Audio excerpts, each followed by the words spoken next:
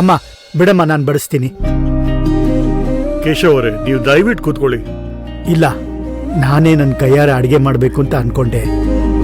ನೀವು ಅದಕ್ಕೆ ಅವಕಾಶ ಮಾಡಿಕೊಡ್ಲಿಲ್ಲ. ಬಡ್ಸಕ್ಕಾದ್ರೂ ಅವಕಾಶ ಮಾಡಿಕೊಡಿ. ದಯವಿಟ್ಟು ನೀವು ಕೂತ್ಕೊಳ್ಳಿ, ಅವ್ರು ನೋಡ್ಕೋತಾರೆ, ನೀವು ಕೂತ್ಕೊಳ್ಳಿ. ಅಪ್ಪ, ನೀವೀಗ ಕೂರ್ದೇ ಇದ್ರೆ ನಾನು ಎದ್ದೇಳ್ತೀನಿ ಅಷ್ಟೆ. ಅಯ್ಯೋ ಬೇಡಮ್ಮ, ನೀನು ಕೂತ್ಕೋ, ನಾನೇ ಕೂತ್ಕೋತೀನಿ.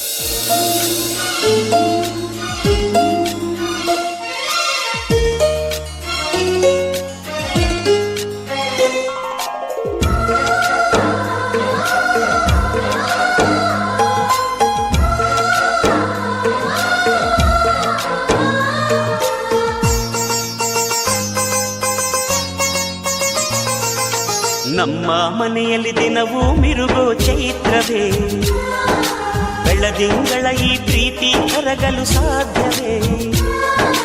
ನಮ್ಮ ಮನೆಯಲ್ಲಿ ದಿನವೂ ಮಿರುಗೋ ಚೈತ್ರವೇ, ಬೆಳದಿಂಗಳ ಈ ಪ್ರೀತಿ ಕರಗಲು ಸಾಧ್ಯವೇ?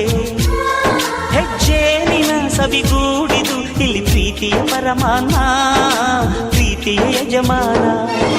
ನಮ್ಮ ಮನೆಯಲ್ಲಿ ದಿನವೂ ಮಿರುಗೋ ಚೈತ್ರವೇ, ಬೆಳದಿಂಗಳ ಈ ಪ್ರೀತಿ ಕರಗಲು ಸಾಧ್ಯವೇ?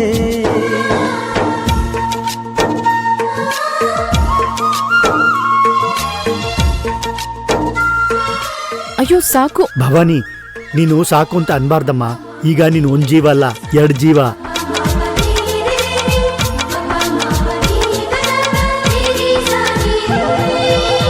ಹೊಟ್ಟೆ ತುಂಬಾ ಊಟ ಮಾಡಬೇಕು, ಆರೋಗ್ಯ ತುಂಬಾ ಮುಖ್ಯ. ಅಪ್ಪ, ಹೋಟೆಲ್ ಜಾಗ ಇಲ್ಲಪ್ಪ. ತಿನ್ನು ಅಂದ್ರೆ ಹೇಗ್ ತಿನ್ಲಿ? ಅಪ್ಪ, ನೀವೇ ನಿಮ್ ಕೈಯಾರೆ ತಿನ್ಸಿ, ಆಗ ಅದ್ ಹೇಗ್ ತಿನ್ನಲ್ವೋ ನಾನು ನೋಡ್ತೀನಿ. ಸರಿಯಾಗಿ ಹೇಳಿದೆ ನೋಡು. ಎಲ್ಲಿ ಆ ಮಾಡು.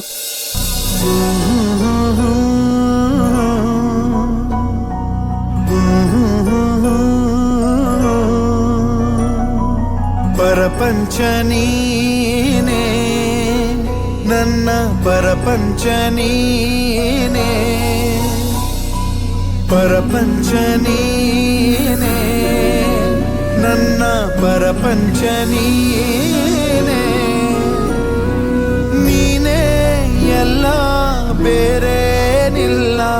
ಪರಪಂಚ ನೀನೇ, ನನ್ನ ಪರಪಂಚ ನೀನೇ,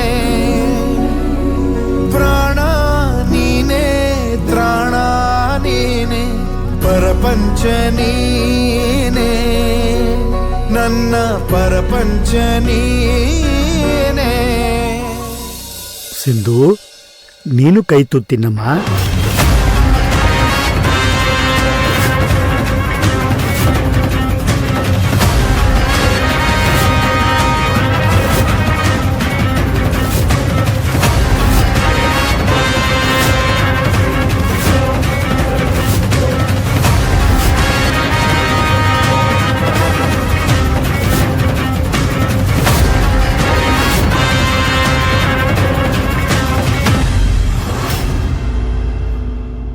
ಅಂಕಲ್,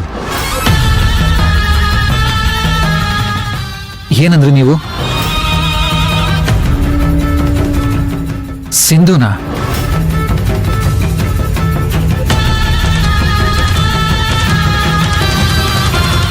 ಅದು ಸಿಂಧು. ವಿರಾಟ್, ಅದೇನಿಲ್ಲ. ಅವ್ರ ಮಗಳ ಆಕ್ಸಿಡೆಂಟ್ ಆದ್ಮೇಲೆ ಅವಳು ಕಾಣೆ ಆದ್ಲು. ಮೈಟ್ ಬಿ ಅವಳು ನೆನ್ಸ್ಕೊಂಡು ಏನಾರು ಭೈರವಿನ ಸಿಂಧು ಅಂತ ಹೇಳಿರ್ಬೋದು. Might be. ಏನ್ ಕೇಶವ್ ಅವರು? ಓ ಹಾಗಾ? ಹೌದಪ್ಪ, ನನ್ನ ಮಗನ ನೆನ್ಸ್ಕೊಂಡು ಭೈರವಿನ ಸಿಂಧು ಅಂದ್ಬಿಟ್ಟೆ.